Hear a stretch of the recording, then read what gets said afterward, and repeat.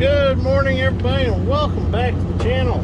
So we're back on our ditch project, and we're going to do a little digging today. Going to give the 200 a little bit of a break. It hasn't had the grapples off of it in a long time. It's been doing a lot of brush work. So we're going to put the ditch bucket on it this morning, and we're going to start digging with it. So I just set the grapples here on the trailer.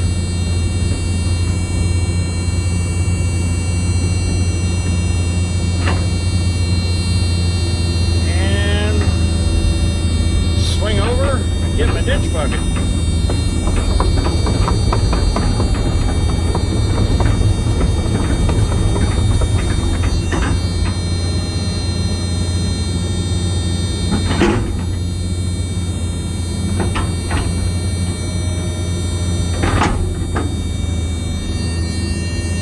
Shut that annoying thing off. That is one thing that is really cool about the 220. I mean, there's several things cool about the 220, but there's one thing I definitely like is the dinger. The dinger for the quick coupler is like a door chime in a car. It's not super annoying to listen to while you're changing attachments.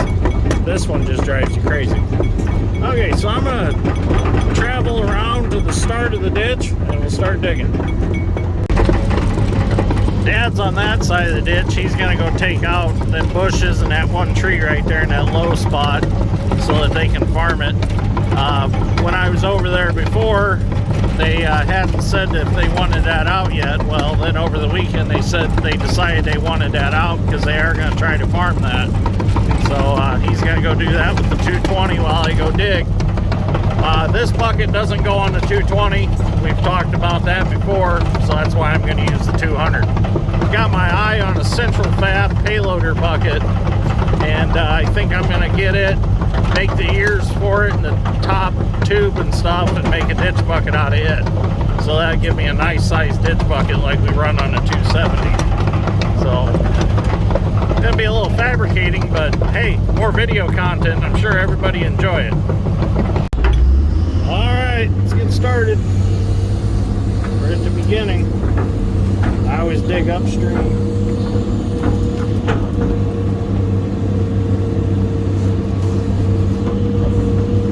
Must be a stump down there. Yep, something down there. Stump I got hooked on.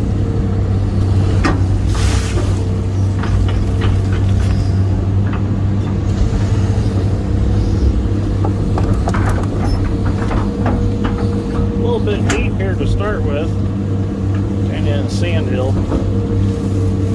Maybe get that sod out of there a little bit.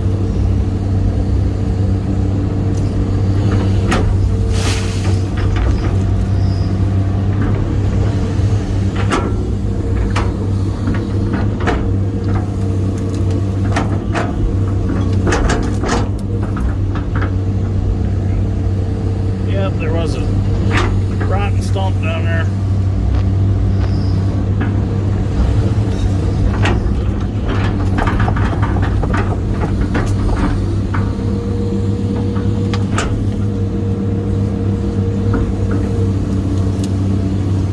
So they're gonna brush spray this summer, so all them little twigs sticking up, if they do green up, they'll get killed off.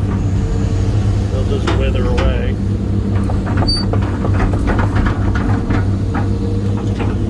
They said just get the big stuff off of it, so that's what we did.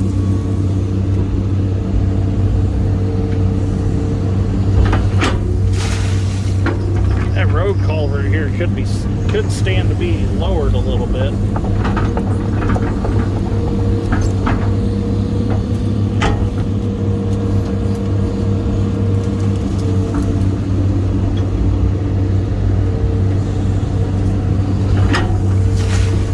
Clean this short section here about 2 years ago, so there's really not much here to dip out. Just kind of clean it up a little bit.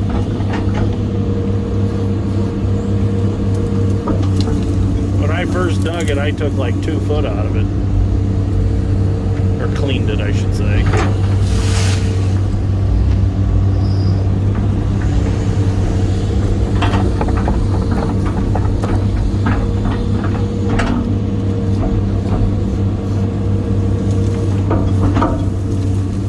200's enjoying this. Easy work for a little bit.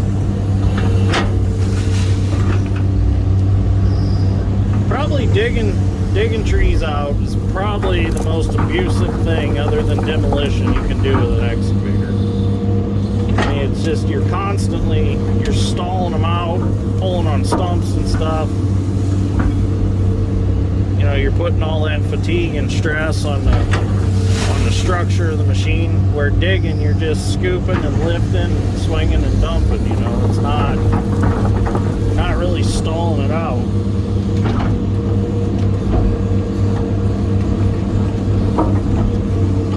I mean, if all you done was dig ditch and load material with an excavator, oh, they'd last forever. Of course, you're gonna get your pump wear and stuff like that just from running, but you know, not as quickly.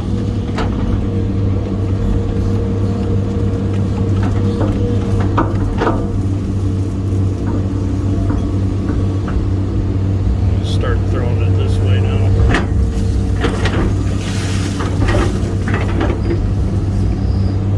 It's hard to bucket sling it when it's got sod in it.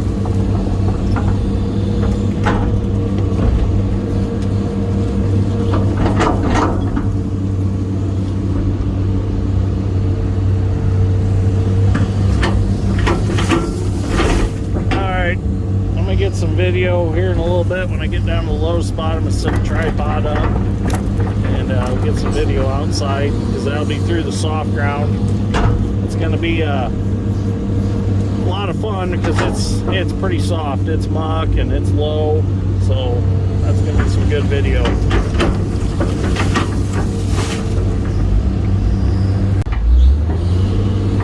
Well, so far so good. Can't really see down in there very well, but I've gained about a foot of fall so far, so that's a good thing. So that means I've got a foot tall little waterfall going on down in the ditch.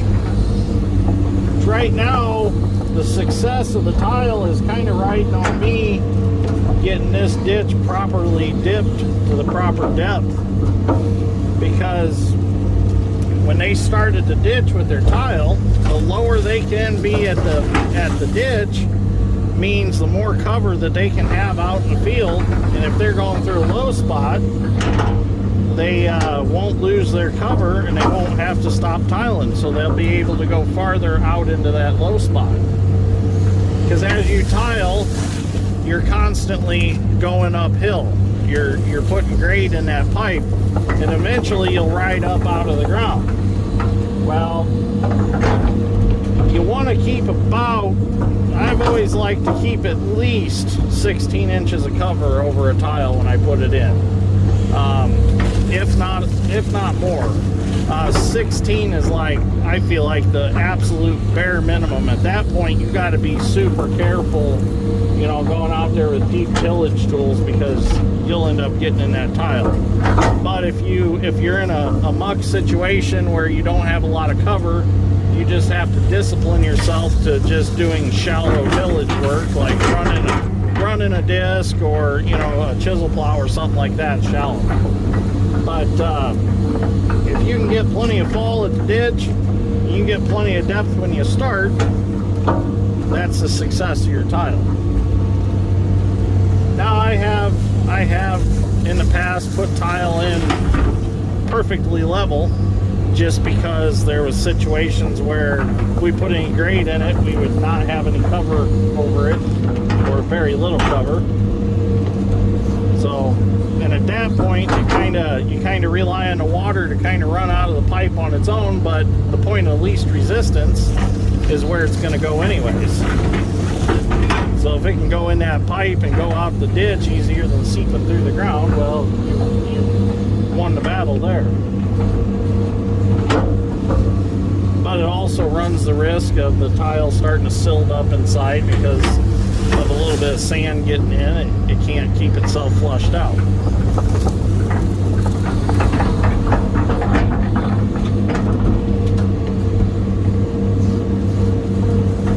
Alright, I'll set the camera up outside here in a little bit.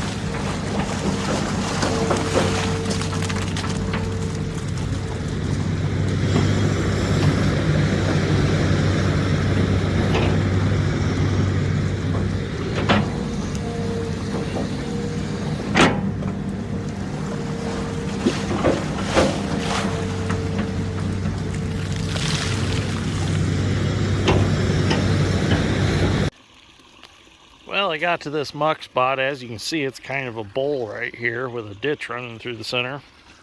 It's lunchtime, so I'm going to let that de-water some. Maybe it'll solidify a little bit, get some water out of it. You can see how far we're dropping it, though.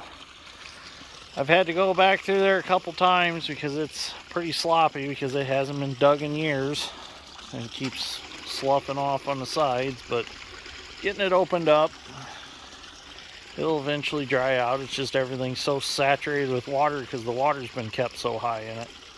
So, well, I'm gonna go get something to eat, and then when I get back, I'll get the camera set up and we'll dig through this this section. This is gonna be soft.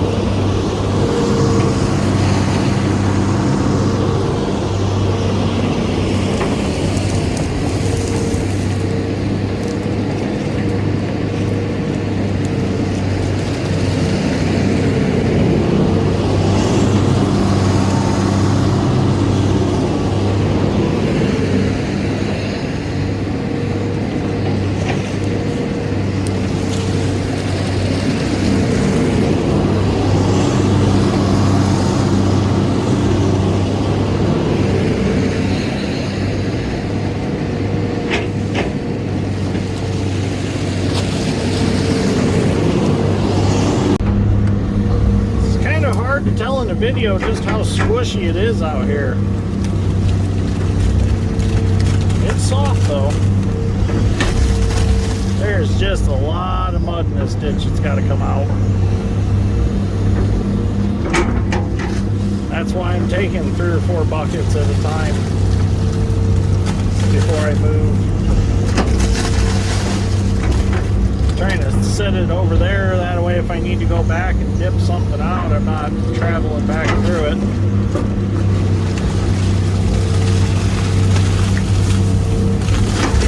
So it's definitely a weird weekend for me. A lot of first times of doing things happened this weekend. Kind of interesting.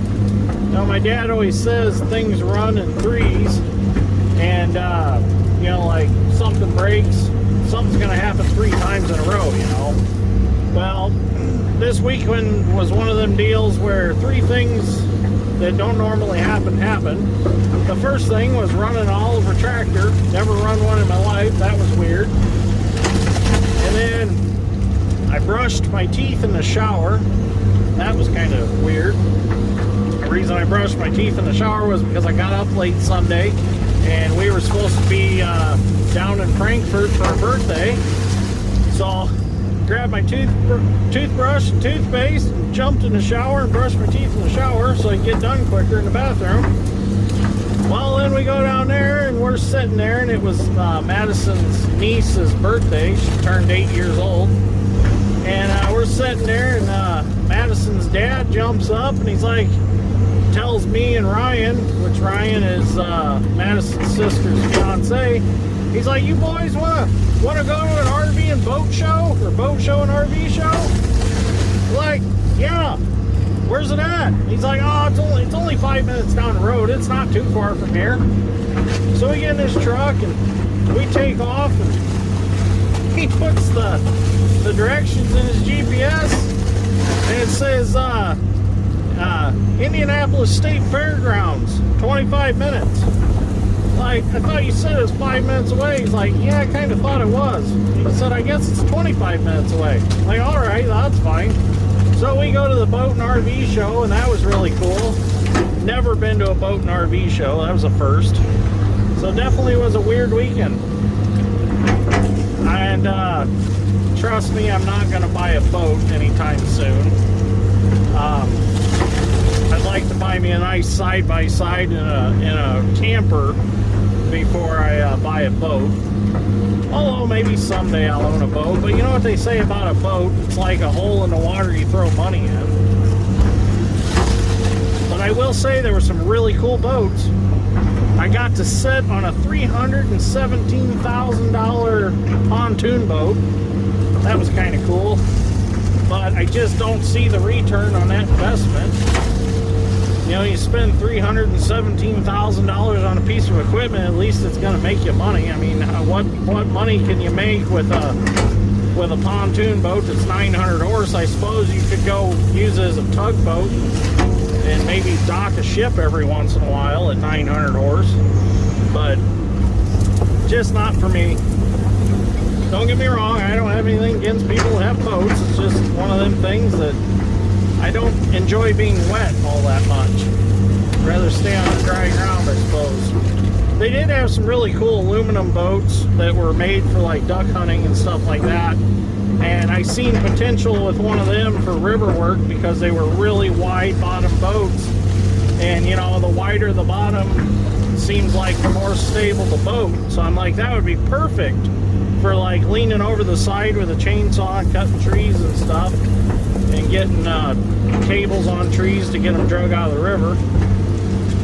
So maybe I'll try to find me a boat like that. But you know, a boat like that, you'd have a return on your investment because you could use it for work, and then you could also take it out and go fishing with it, or duck hunting or whatever. I don't duck hunt, so does me no good to be a hunt boat. It was that swampy camo, you know, with the cattails and stuff painted all over it. And I thought, you know, RV and boat show, I'm thinking, oh, all that's going to be there is, you know, RV and boat related stuff. But actually, there was a guy there selling farm toys.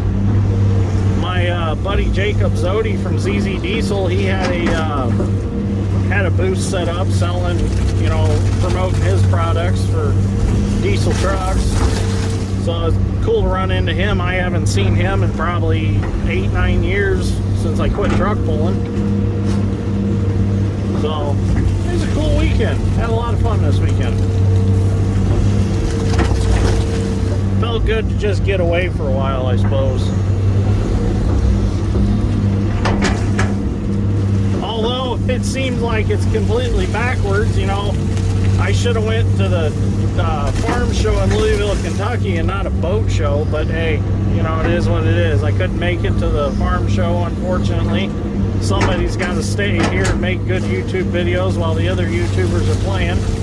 So stayed here and made you all some good content to watch. Maybe next year will be my year. We'll see what happens. That little chunk of moss out of there, or whatever it is.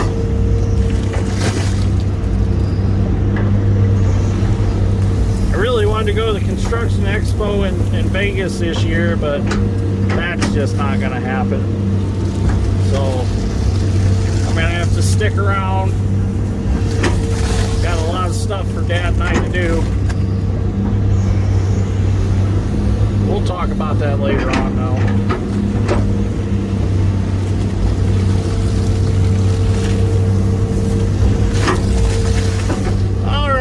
So I'm going to keep digging and see if I can get this ditch done today.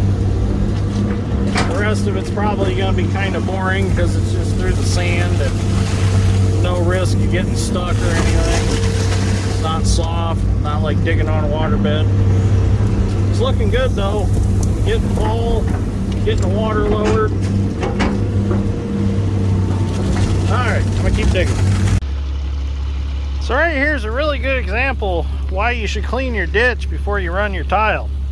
This tile could have potentially been down there right above that light sand right there and still been out of the water.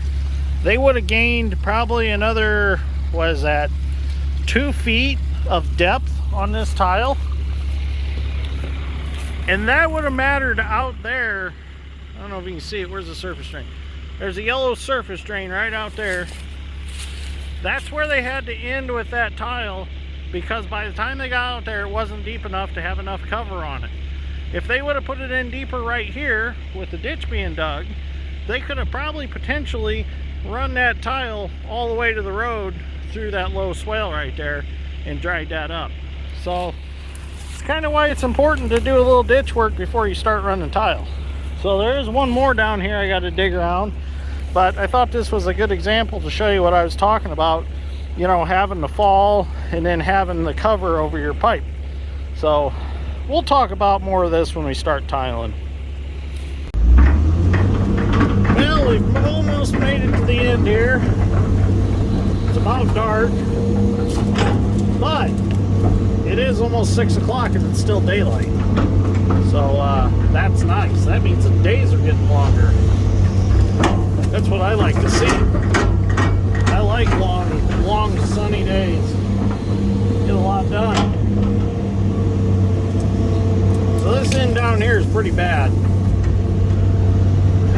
So it's kind of, some of it I'm actually reconstructing as I'm going.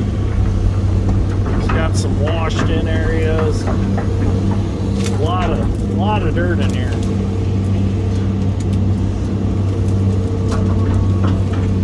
Lot.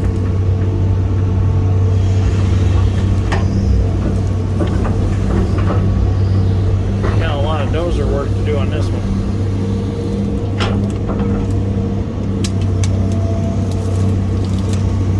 A couple more buckets and we'll release a bunch of water to go downstream.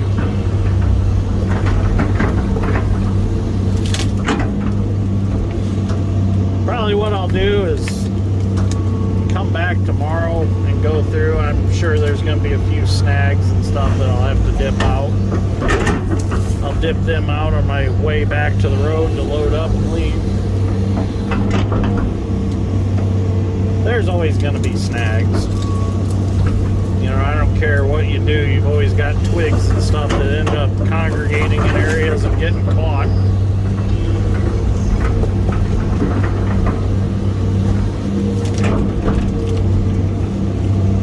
Boy, when that sun gets to a certain point, it sure gets dark quick.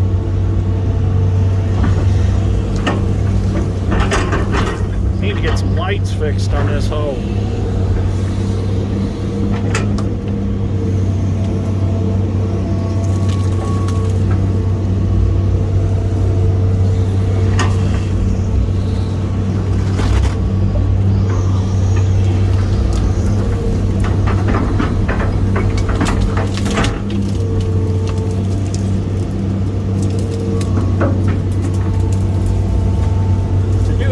Over here by my toolbox that still works, even though that brush mower has beat it to death.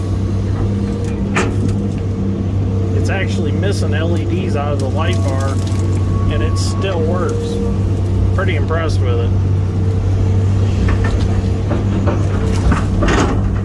For being an Amazon light, it sure is tough. Alright, there goes some water. Getting to where the water was trapped.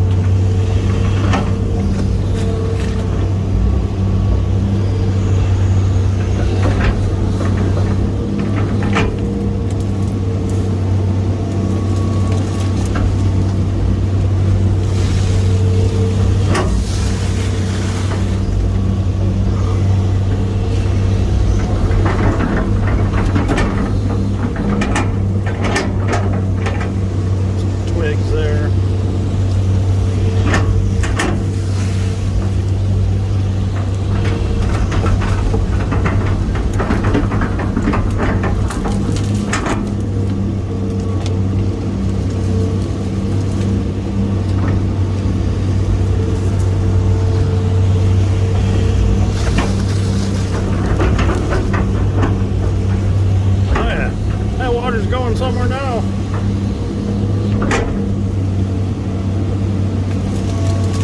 Yep, definitely gonna have to go back and dip some stuff out. It's washing a lot of sticks out.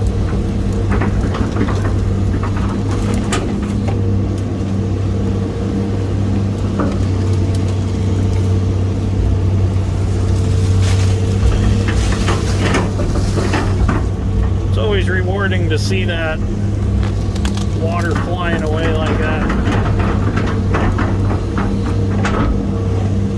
That means you've done a good job all the way through.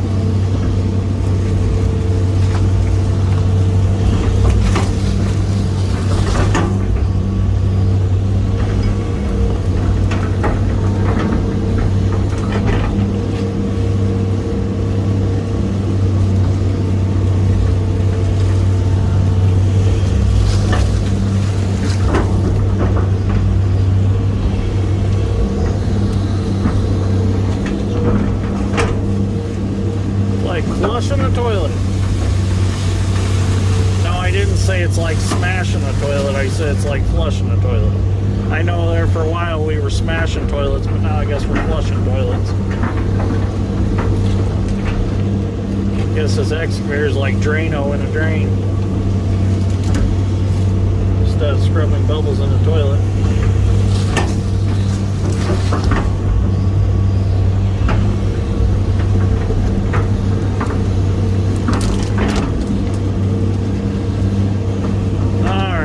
I'll get some video when I get done. Well, I made it to the end. I'm gonna head back to the truck. I'm gonna call it a night. Come back tomorrow and I'll go back through and I'll dip any snags out. Finish burning this pile and the one down there and get rid of them. And then we're done on this project. So, anyways, if you enjoyed this episode of Green Steel, give me a like. I'd greatly appreciate that. And I will see you all in the next one. Thank you for watching. Oh, put a comment in the below if you think that I should build a bucket for the 220. Just want to see what your thoughts are on that. So, thanks for watching.